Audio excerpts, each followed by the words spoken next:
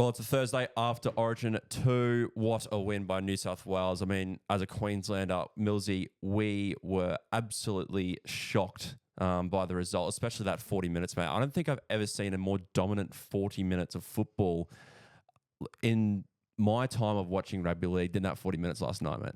Yeah, pretty much have to agree there. It was a pretty depressing first half for a Queensland fan. I mean, the New South Wales Blues, everything that could go wrong for Queensland went wrong. I mean, we didn't touch the ball for the first 10 minutes of the game. The penalty count was about 4-0. Our discipline was just disgraceful. There's certain moments that I can pinpoint down. Lindsay Collins gave away a 6 again at the start of a set. Sorry, at the end of a set, which was like 4th, 5th tackle. They ended up going down the field and scoring on the left-hand side.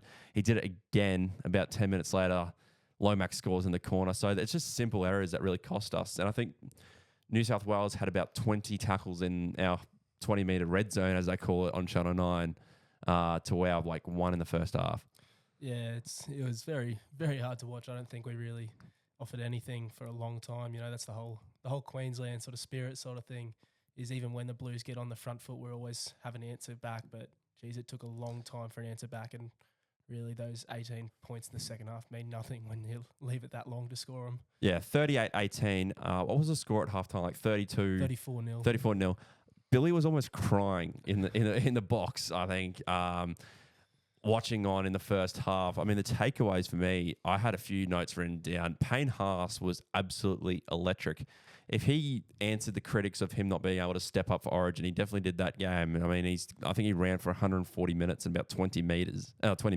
Yeah, I saw that. It was pretty much should have been expected, I guess, especially for people who've watched the Broncos for so long. When he cops it on, when he gets some flack, when he really is asked to step up, he knows how to step up. And whilst it took 10, 11, 12 games. I don't know how long he's been playing Origin. Took a while. Yeah, I think that's his 14th Origin, yeah. Right. Took a while for him to step up to the Origin arena, but, he's shown he can play Origin footy as good as he can play Broncos footy. Well, he was enormous. And, I mean, New South Wales, I don't know if you sort of get the same vibe, but in Queensland here, I don't think there was much hype towards Origin 2 as much as there was in New South Wales. I think New South Wales are ready, and Queensland were just like, okay, we'll rock up and do the exact same thing again. And we got found out, I think. Yeah, I think that's 100% true. I thought before Origin 1, it was close to the least hyped I'd ever been for an Origin. Yeah. And Origin 2 was even less than that. So this has been an interesting year in terms of that sort of rivalry, that sort of Origin hype. But I'm not sure. Hopefully now, after that big one, Game 3 will be off the charts. I think New South Wales got their team perfectly right for Game 2. I know Benson and I said a few changes, which pretty much ended up being the thing. The only change that we had was putting Matt Burton into the side for Connor Watson. Isaiah Yao stepped up again. We had our sort of critics going after him about what his sort of role was. That New South Wales pack was just going straight through us the whole game. They made 10 metres on every single carry. And if you think like Cam Murray's in the side, all these starting players, Liam Martin stepped up. Then you look at the bench and Spencer Leniu comes on with 10 minutes to go. He's going to do the exact same thing plus more. I think they had it exactly right. Yeah, I 100% agree there. They're as great as Mitch Moses was, their middles won them the game very clearly. You'd even just look at it like based on the stats. I think the Blues averaged about 15 more metres per set than the Maroons. Their play the ball speed was so much quicker. I think I saw some stats in terms of in the middle. Queensland's best play the ball speed in terms of middle forwards was Felice Kafusi with, I think it was like 3.63 or something. The Blues' worst was Cam Murray with 3.7. And you would expect him to be the worst, though. But that's what I'm saying. If our best is almost on par with their worst, like that sort of shows when you don't have good play the ball speed, when you don't make those 3-man tackles, those getting him on his back, force him to slow the ruck down, give you time to get back on side, set defensive line. We didn't get that at all. So the Blues were able to just keep coming at us when we didn't have our defensive line set. We didn't get good line speed up. It was unstoppable, really. Well, they won the game in the first 15 minutes, and I think Joey Johns said that he'd never seen anything like that in a game of football at all, and I'd have to agree because Phil Gould described it perfectly. It was men against boys out there. 100%. And like Reece Walsh, all the chat about him coming into the side after getting knocked out in the first game, he looked completely out of shape out there. He did not want to be involved, I thought. But like fair play to New South Wales. Full credit to them. They were outstanding. Queensland side, mate, where do we go from here? I mean, David Fifita has to come in, right? It's about time, Billy gets over whatever little grudge he's got Yeah. over Dave Fifita. He deserved his spot in game 1. He deserves it in game 2. He 100% needs to be there in game 3. I'm sorry, Billy, but the others aren't up to it. He is up to it. Yeah. Dave Fifita in the side. For fantasy perspectives, I wouldn't be backing David Fifita to be in your side for round 19 by coverage because he has to be in the team. The other one that I think just had a really shocking game, and I don't know if it's a one-off because he's been quite good in recent times, was Tom Dearden. He had a stinker. Like Mitch Moses, every time he caught the ball, he was there, ready to just absolutely belt him. And I thought Tom was just trying to force the pass too many times. And then when he chose to run, he chose at the wrong times, and he should have passed out the back. Yeah, I agree. Dearden had a bit of an off one, but again, when you have a forward pack going back like that, you can't do anything too much as a half when you're not getting any forward momentum. I think I thought Reece Walsh actually had to step up a lot on that left edge because I don't know what Dearden was doing, but it felt like Reece Walsh was almost the primary playmaker on that left edge half the time. So I don't know if he sort of recognised that as a need because I guess Dearden wasn't cutting it. They needed a bit more speed, explosiveness to draw in those defenders, but I'm not sure. Let's talk about Mitch Moses because they're calling it one of the greatest half performances in Origin for that first half because he was just unstoppable. And like what Parramatta need at the moment now is Mitch Moses to come back to clubland and really step up because they're on the bottom of the ladder. They play who do they play this week? They play the Knights, and I can tell you now they're $2. The outsiders at $2, the Parramatta Eels. So I'd be probably backing them if I was a betting man. But Mitch Moses, I think he absolutely had that game on his fingertips. Every time he looked to pass, he passed beautifully. That pass that he threw to Edwards for his try was just outstanding. And then the Lomax kicked it. He just so composed, bang, kick to the corner, try. It was just so good. Yeah, he's got some really great vision there, in particular watching those sort of outside defenders that pass to Dylan Edwards. He's watching Tommy Dearden's defensive positioning there. He saw on that kick where Murray Taulagi was out of position, bit too up in the line, didn't have that depth to contest that kick. So I think it was some really great vision there in the backfield and in the outside channels from Mitch Moses. So what other changes would you make? David Fifita comes in for who? And Kurt Capewell. There's lots of things to consider, honestly.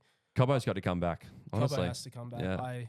Whether that's in the centres for Val, who's been disappointing for 2 games now. Yep. So, you can always say, oh, well, this is Queensland are going to overreact, or Queensland don't want to overreact after this one game and drop everything. But I thought Val was pretty disappointing in game 1 as well. So Latrell won that battle, didn't he? I mean, it was hyped up in the media saying if Val Holmes can stop Latrell, he might be able to turn his form for the rest of the season defensively. Latrell just outplayed him completely. Yeah. Completely outplayed him. Yeah, there are a few options, obviously. Like Cobbo's, I don't know if he's the best defensively, but he's a bigger body that can offer maybe a bit more in contact. Whether his positioning's going to be right as a centre, I'm not sure. Other options are Gagai maybe coming in. You could look at that. He was 18th man. He's doing all right at the moment. Good defensively as well. Yeah, can be pretty solid defensively. Even if his pace isn't there, he knows his positioning will be pretty good.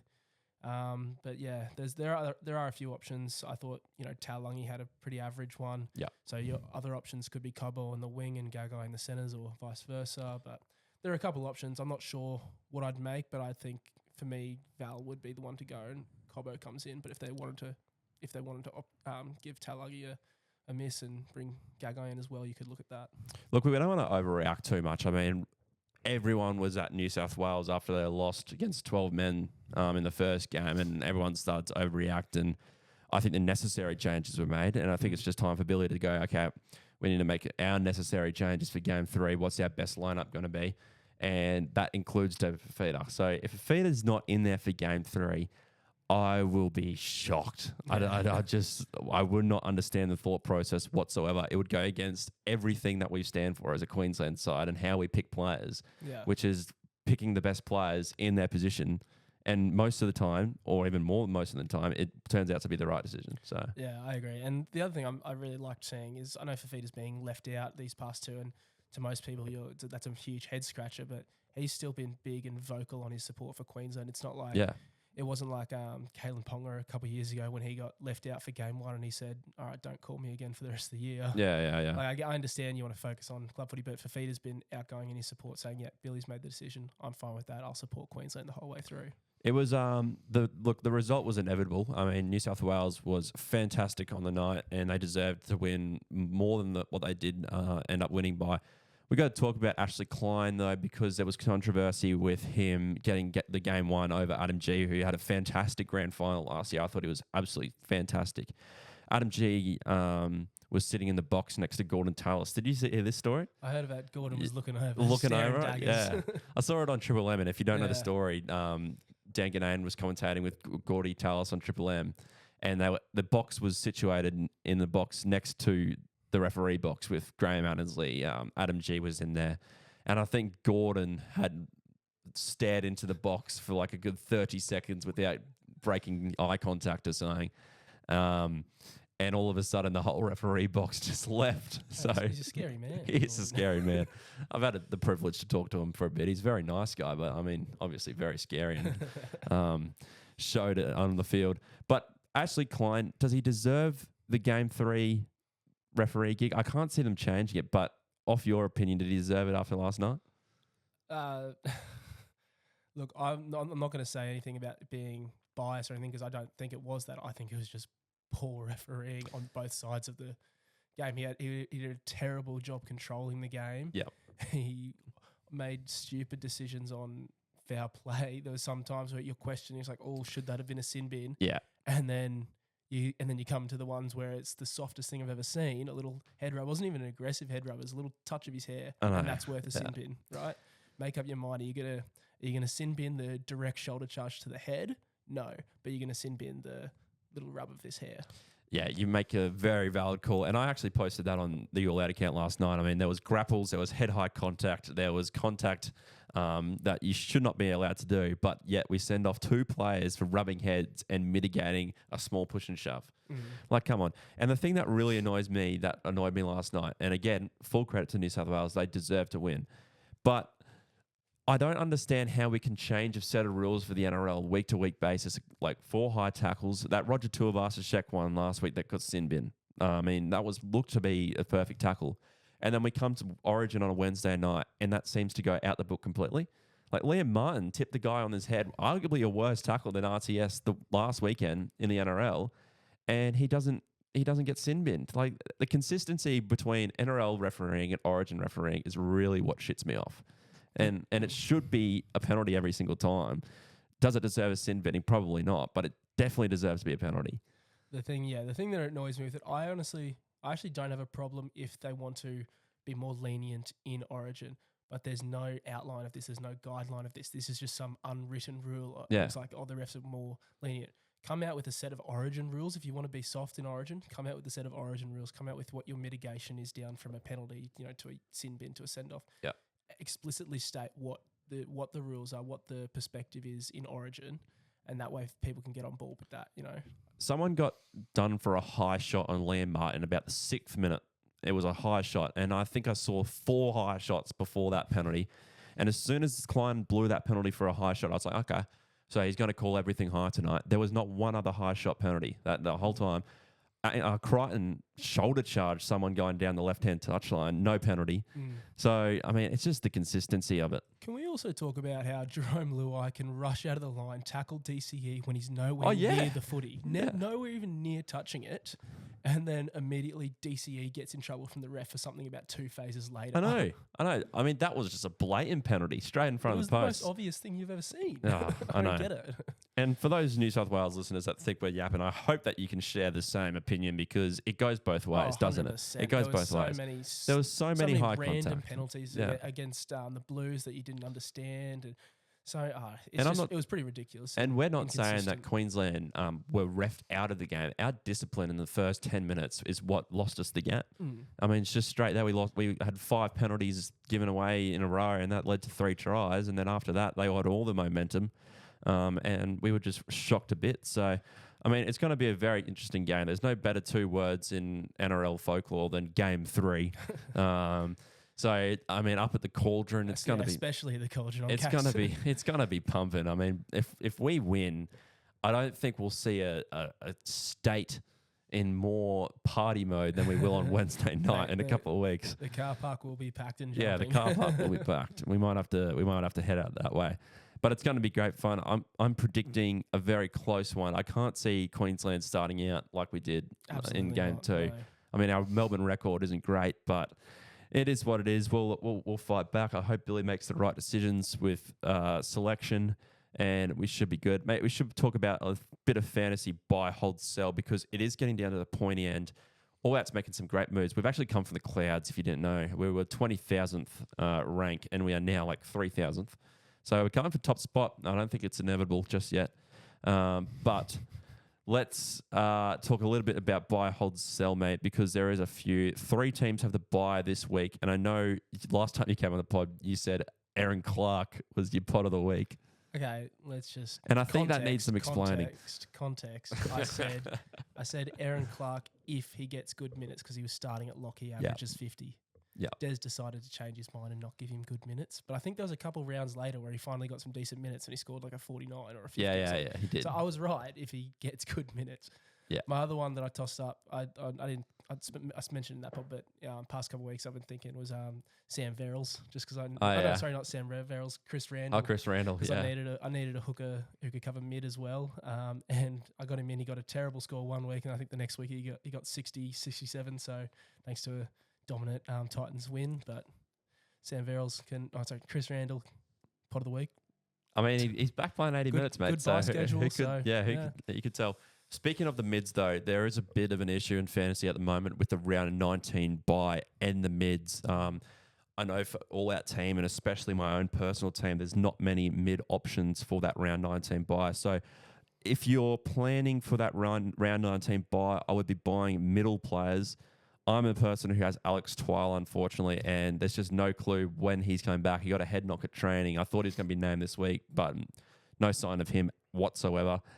I'd have him down as a hold. I'd talk to the boys. I think they might be back next week. They're thinking he might be back next week, Twile. So we've got him as a hold. Also, Jaden Campbell. He's been picked up a injury 1 to 2 weeks. So we've got him down as a hold as well. You sort of see when we get to the pointy end of the season here that most people end up being holds. Like you really need to save trades because when you get down to the 6, 7, 5 trades, and then you get a influx of injuries, like that happens sometimes. You get 4 guys out in 1 week. Oh crap! I got no trades left because I didn't know what to do with Alex Twell and I panicked.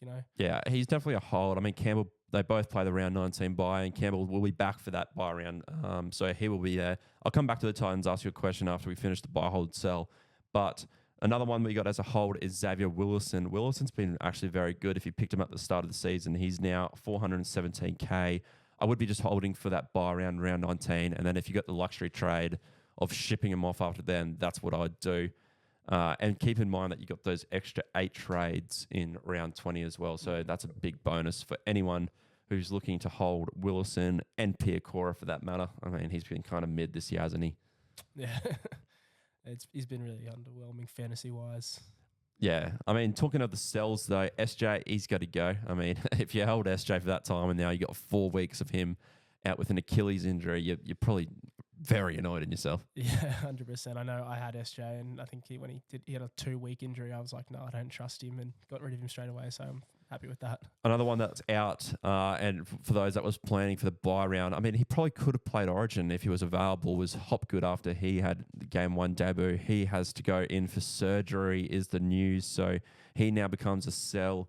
Anyone that you're looking to ship him on for, AFB, Blake Taff, Blake Taff. Max Plath is who I wanted to say. Max Plath. Man, I'm very happy with Max Plath. I brought him in, I think, after his first big week, big score at lock. I was happy with him, brought him in, and I've been really happy, especially with his DPP status as a half who can also cover a middle who can also cover half. Like, that's really, really fortunate and saved me in a couple of rounds. I think he's almost a buy of the week for me. He's playing really good minutes. I know we had him as a buy last week, but he's always a buy. He's around 19 merchant, which is great. Boys are always a buy. Yeah, and they all played the major buys. I'll be having him as a buy definitely this week, just because of that mid sort of coverage. Koala Matangi, another one. He's a mid coverage. I'd have him as a buy. He's been quite good. He's playing the 80-minute role on the edge, subbing in between the edge and the 13. Now that Cam Murray's back, though, I'd say he will pull up an edge role for the end of the season. Another one we got here as a buy is Britton Nikora. I know you're a bit of a Nikora fan, aren't you? Mate, I've been on Nikora for a while. I love him. I think he's a great option. He's not obviously going to be your high level scorers, but he's pretty consistent, especially if the Sharks are going on a good run like they have this year. If they can continue that momentum, he's always good for a few good scores. He's coming off a great score. He has a 26 break even. I'm pretty sure he picked up a try in his last game, coming off a 73 against the Finns. He's got the Doggies this week, so he plays 80 minutes. He covers that edge buy round. And now that David Fifita, most likely we're thinking, hopefully, he gets picked up for the Maroons. He's going to cover that edge spot. Another one that's been a buy for quite a while is Samuel Afinu. He's still very affordable at $547K. Break even of 24 after a good 58 for the Tigers last week against the Raiders, I think it was. They smashed the Raiders. So he's still a buy. He's got that mid-range. He's got that mid cover as well. So I would be buying him. My question to you, mate, is who do you see, and we discussed this on the podcast a couple of weeks ago, who do you see as the Titans' spine next year with now like Carter Gordon, AJ Brimson, Campbell, who else they got? They got Keeney, who's playing unbelievably good footy. So there's about 6 people, as long as Verrills, Randall, that could only fit 4 roles. Do you see Carter Gordon just sliding in there as a rugby union background sort of man? Mate, I see Carter Gordon having a very, very good season next year for the Burleigh Bears. The Burleigh Bears. He should have stuck with Oz Rugby. He should have gone to France, mate. That's what he should have done. No, I don't know.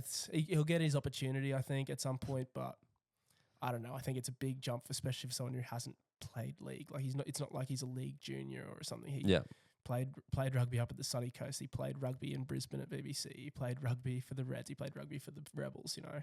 Yeah. He's never played league, so I don't know. It's a big jump. Yeah. I mean, it's a great question. I said on the podcast that they're really building something up at the Titans. I wouldn't be surprised if they're top 8, pushing top 4 next year, and that's a bold take. And I will clip it if it comes to fruition because they've got all the pieces in the right spot. They do. Yeah, top 4. I reckon they could be. Okay. I mean, let's think about it. I guess you look at Campbell, Tino being out this year. That's a huge Brimson, Tino, David Fifita, Mo Fodawaker, another Origin player. I mean, their spine is shaping up to be a very good spine.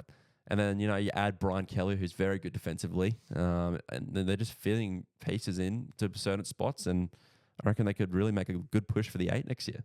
So potentially. Yeah. I'll cop that. They might make a push for the 8. I don't know about top bold 4. take, top 4. Hang on. Well, we said that let's press that button. We said that the Finns... crickets, mate. Oh, this one. We said that the Finns, mate, coming into their first year, by the way, in the NRL last year was going to get the bloody wooden spoon. We never said that. People said that. People said that, but I said minor premiership, but I was a little off. Well, we were pushing the 8. We obviously missed the finals, but hey, this year we are on a bit of a slowing decline here, but we are pushing the top 8 and we're going quite well. We'll finish with this one. Cooler, he seems to be a sell as well. That quite disappointing results for Cooler if you got him when he was playing fullback. For Manly, I would be holding Ruben Garrick if you didn't sell him last week because he'll be back next week for Manly. I would also be holding Trey Fuller. There's a bit of news this week that obviously with the Hammer going down with his injury, that Fuller might come in for the Hammer to play for fullback. That just means another week for Fuller. Man, I thought if you're Wayne Bennett watching Origin last night and you see Queensland putting the Hammer back on the field after being 34-0 down, you must have been spewing. You wouldn't be happy. You'd be on the phone to Billy saying, "What the hell are you doing? Yeah. It's 34-0, and you're gonna risk my best player for more time off." Yeah, you wouldn't be happy at all. Another question, and we'll finish with this: if there's a Burleigh Bears Perth team next year. Burleigh, you mean North Sydney Bears? Yeah, no, but they're thinking about moving the Bears to Perth. Yeah, North Sydney, not Burleigh Bears. Yeah, well, sorry, what did I say? North Sydney, yeah. North Sydney Perth Bears. Who do you pick up as your first string fullback for those that are available? So, like, this is our discussion on the podcast recently and the post that we want to do. There is such a long list of good fullbacks in the NRL right now. I agree. I think this is the best era of NRL fullbacks ever. Like you've got at least half of them are elite players. Every single team has an above average fullback. Like if you're comparing, not how averages. I know, work, I get that. But if you comparing to, I know what you mean though. Yes, comparing to other other eras. That's what I mean. They have let's who's coming last at the moment? Parramatta Gutho, right? Was elite, yeah. Was elite. Keanu Keeney, I would be picking him up like that, as well as 100%. Farlongo from the Storm. Bang, there's your fullback in 6. Trey Fuller as well. Trey Fuller. Like there's a lot of guys there. In terms of elite, like who's off contract doing at fullback? I'm not too sure. But like, who would you rather for the Sharks, right? They're coming second. Will Kennedy or Farlongo? Yeah, I know. So like the amount of depth that the Melbourne Storm have brought in, like through the ranks. Well, that's how the Storm have always played. You know, Ryan Pappenhausen went there as their third string fullback. Yeah. You know, like I mean the amount of fullbacks they've crafted. I mean Billy Slater, Cameron Munster started. Cameron Munster, Scott Drinkwater, Nico Hines. There's another one. Pappenhausen. This goes on. Farlongo now. It's just so many, and they have such a good system. But we might leave it there. It's a pretty good podcast. I hope Queensland can get us up and about in about 20 days' time, I think it is. So good luck to everyone this week. For fantasy, we'll be open for DMs, that's for sure. Any last words, mate, before we sign off? No, mate, just go the Maroons. Go the Maroons. We'll see you then, and see you later.